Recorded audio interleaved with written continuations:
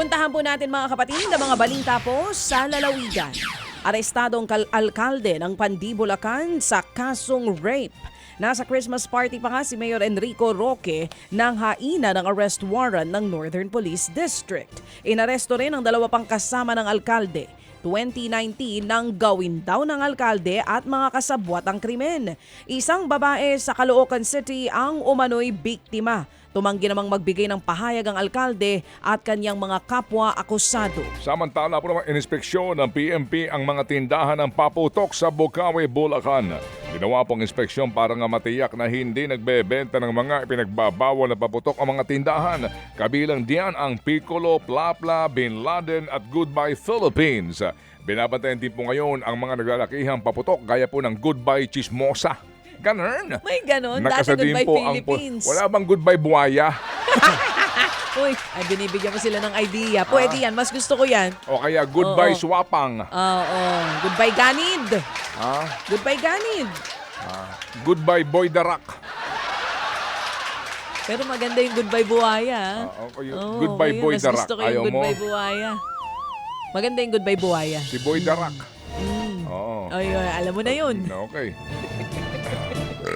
Nagkasadim po ang pulisya ng cyber patrolling kaugnay po ng bentahan ng paputok online.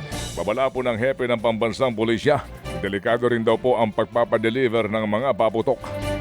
Samantala, nasa gipang 10 babaeng ibinubugaw sa isang bar sa Alaminos, Pangasinan. 7 sa mga biktima ay mga menor de edad. Ayon po sa NBI, sa halagang 1,500 pesos hanggang 1,700 pesos ibinubugaw daw ang mga menor de edad. Mismong mga staff pa raw ng bar ang nag-aalok sa kanilang mga customer. Ang ilan sa kanilang mga nasagip galing pa nga sa Maynila, Cavite at maging sa Bulacan. Arestado naman ang may-ari ng bar, mga waiter at maging cashier. Nahaharap sila sa reklamong paglabag sa Expanded Anti-Trafficking in Persons Act.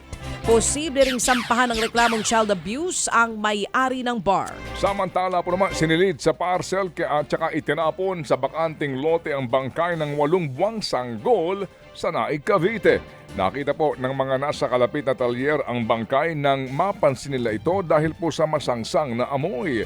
Posible po daw na recycled ang plastic na ipinangbalot sa sanggol para magmuka itong parcel. Natuntun naman ng mga pulis ang lalaking nag-iwan ng sanggol sa isang subdivision.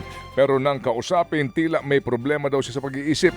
Inaalam pa kung siya ang ama ng inabandonang sanggol. Inaalam na rin po ang pagkakakilanlan ng nanay ng bata. Inanod naman sa dalampasigan ng isang patay na sperm whale sa Getafe, Bohol. Ayon po sa Bureau of Fisheries and Aquatic Resources, nasa 14 na metro ang haba nito o mas malaki po sa isang bus. May mga sugat sa katawan ng balyena pero hindi raw ito ang dahilan ng pagkamatay nito.